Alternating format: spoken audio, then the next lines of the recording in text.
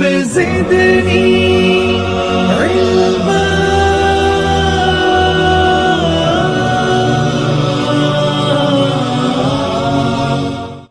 بھینس کو امام ابو حنیفہ نے حلال کیا یا بھینس پہلے سے حلال تھی؟ جی بھینس تو ایسا لگتا ہے غیر مقلدوں نے حلال کیا ہے. اصل میں کیا ہوتا ہے نا، ایک کہاوت ہے، کھسیانی بلی کھمبا نوچے، اور ہمارے گاؤں کی زبان میں بولتے ہیں اس سے نہ لڑنا ورنہ یہ تو ہار ہی جاتا ہے اور ایک کام کرے گا ہارنے کے بعد تھوک پڑا کے بھاگ جائے گا. وہی حال ہے بیچارے غیر مقلدوں کا. بھائی سیدھی سادی بات ہے، آپ کی دعوت ہے خالص کتاب و سنت، آپ کا کہنا ہے اللہ نے دو ہاتھ دیے، ایک ہاتھ میں قرآن ایک ہاتھ میں حدیث، تو ہمیں قرآن کھول کے دکھاؤ، حدیث کھول کے دکھاؤ، کہاں لکھا ہے الجاموس حلالن، کہاں لکھا ہے بھینس حلال ہے، کہاں لکھا ہے بھینس معقول اللحم جانور ہے. جیسے البقرہ کا ذکر ملا ہے، الجاموس کا ذکر لکھا ہوا ہے کیا؟ ہمارا یہ سوال تھا. اس سوال کا جواب دینا چاہیے، نہ یہ کہنا چاہیے کہ ابو حنیفہ نے حلال کیا. کیا امت نے حلال کیا، امت نے. لیکن امت کو جو مانے وہ تو عمل کرے، لیکن جس کو امت کو ماننا نہیں ہے، جس کی دعوت ہے، جس کی گھٹی میں یہ بات پڑی ہے کہ ہم قرآن و حدیث پہ چلتے ہیں، تو قرآن و حدیث میں لکھا ہوگا تبھی تو چلتے ہو.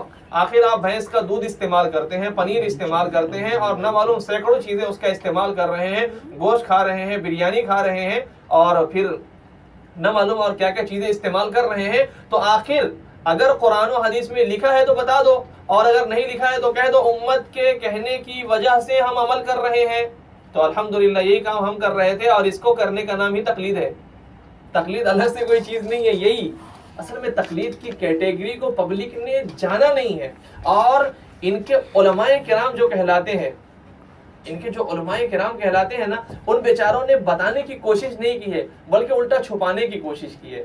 اور جھوٹ اتنا بولا گیا ہے، اتنا بولا گیا ہے کہ وہ جھوٹ سچ ہو گیا ہے کہ تقلید کرنے والے لوگ اللہ کے نبی کو چھوڑ دیتے ہیں، امام کے پیچھے چلتے ہیں. حالانکہ تقلید کی کیٹیگری وہاں ہوتی ہی نہیں. آپ نے کبھی سنا ہے کیا حنفی کے یہاں ظہر میں 4 رکعت ہے اور شافعی کے یہاں ظہر میں 5 رکعت ہے، یا مغرب میں 6 رکعت ہے حنفی کے یہاں؟ ایسا سنا کیا؟ بالکل نہیں.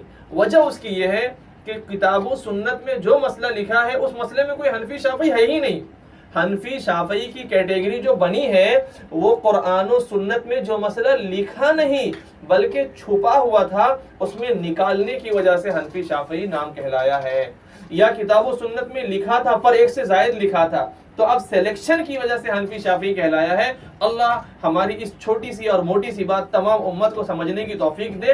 جو سمجھے گا فائدہ اٹھائے گا، جو نہیں سمجھے گا یا سمجھتے بوجھتے سمجھنے کی کوشش نہیں کرے گا، جس کے بارے میں ہمارے مناظر اسلام محترم حافظ اقبال ملی صاحب فرمایا کرتے ہیں، دیوانہ سمجھ بوجھ کے دیوانہ ہوا ہے. تو اگر یہ والی حرکت اختیار کرے گا تو کبھی نہیں سمجھے گا. اور جو سمجھنا چاہے گا، تھوڑی سی بھی عقل ہوگی، تھوڑی سی بھی سوجھ بوجھ ہوگی، صحیح گھرانے میں پیدا ہوا ہوگا تو سمجھ لے گا کہ تقلید کا دائرہ کار کیا ہے، تقلید کب کی جاتی ہے، تقلید کن مسائل میں کی جاتی ہے. ظاہر سی بات ہے مسائل کی کیٹیگری میں کچھ مسئلے وہ ہیں جو قرآن و سنت میں لکھے ہوئے ظاہر پانی کی طرح دکھ رہے ہیں تو وہاں تقلید کا نام و نشان نہیں ہوتا.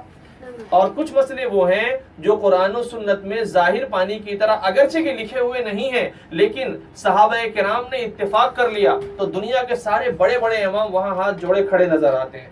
وہاں کوئی حنفی شافعی مالکی حنبلی نہیں ہے اور بننے کی ضرورت بھی نہیں ہے. کیوں؟ اس لیے کہ صحابہ کرام نے اتفاقی طور سے ایک راستہ چلنے کے لیے دے دیا ہے. سب ہاتھ باندھے وہیں کھڑے نظر آئیں گے، نہ کوئی حنفی، نہ کوئی ابو حنیفہ، نہ کوئی شافعی، نہ کوئی امام شافعی مقلد، اور نہ کوئی امام احمد بن حنبل، نہ کوئی حنبلی وہاں نظر آئے گا، بلکہ وہاں سب کے سب جو ہے صحابہ کرام کی پیروی کرنے والے والجماعہ نظر آئیں گے، یعنی اہل السنہ والجماعہ بن رہے ہوں گے. ہاں جہاں کہیں قرآن و سنت میں مسئلہ لکھا ہوا نہیں تھا بلکہ چھپا ہوا تھا اور صحابہ کرام نے اتفاقی طور سے ایک راستہ نہیں دیا لوگوں کو بلکہ صحابہ کرام میں بھی اختلاف رہا اس مسئلے میں، تو اب اس مسئلے میں کسی نے اس پوائنٹ کو سلیکٹ کر لیا اور حنفی مالکی کہلایا، کسی نے اس پوائنٹ کو سلیکٹ کر لیا اور وہ حنبلی شافعی کہلایا. مثال کے طور پہ رفع دین کا مسئلہ، یہ رفع دین کا مسئلہ ایسا ہے کہ کرنا بھی ثابت ہے، نہ کرنا بھی لکھا ہے، لکھا دونوں ہے. لکھا دونوں ہے، عمل دونوں طرح ہوا ہے. صحابہ نے کسی ایک پوائنٹ کو اتفاقی طور سے سلیکٹ نہیں کیا ہے، بلکہ صحابہ کرام میں بھی دو جماعتیں تھی، کوئی رفع دین کر رہا تھا اور کوئی رفع دین چھوڑے ہوا تھا. امام اعظم ابو حنیفہ اور امام مالک رحمۃ اللہ علیہ نے نہ کرنے کو سلیکٹ کر لیا، ڈیسائیڈ کر لیا اور اسی پر عمل کرنے لگے، اور امام احمد بن حنبل اور امام شافعی رحمہم اللہ نے کرنے کو سلیکٹ کر لیا اور اس پہ چلنے لگے. تو یہ وہ کیٹیگری ہے جہاں پہ آ کے آدمی مالکی، شافعی، حنبلی اور حنفی کہلاتا ہے. نہ یہ کہ نماز کی رکعت کے بارے میں کوئی حنفی ہو، نہ یہ کہ رکوع میں سبحان ربی العظیم پڑھنے کے بارے میں حنفی ہے، نہ یہ کہ رکوع اور سجدہ ایک رکعت میں کتنا سجدہ، ایک رکعت میں کتنا رکوع، اس میں کوئی حنفی، شافعی، مالکی، حنبلی نہیں ہے، کیونکہ مسئلہ لکھا ہوا ہے. امید ہے بات سمجھ میں آ گئی ہوگی. تو خیر، میں یہ کہہ رہا تھا آپ کے سامنے بھینس کا مسئلہ. اب دیکھیے، بھینس کا مسئلہ لکھا نہیں تھا، چھپا تھا، امت نے نکال کر کے دے دیا ہے، سارے کے سارے لوگ اس پہ عمل کر رہے ہیں اور کہہ بھی رہے ہیں کہ یہ مسئلہ قرآن و سنت میں لکھا نہیں، قرآن و سنت میں چھپا تھا، امت نے دیا ہے اور عام آدمی اس کو فالو کر رہا ہے. اس کا نام تقلید ہے. نانات بھی کلشکر صدقا وفا کا پے کر علماء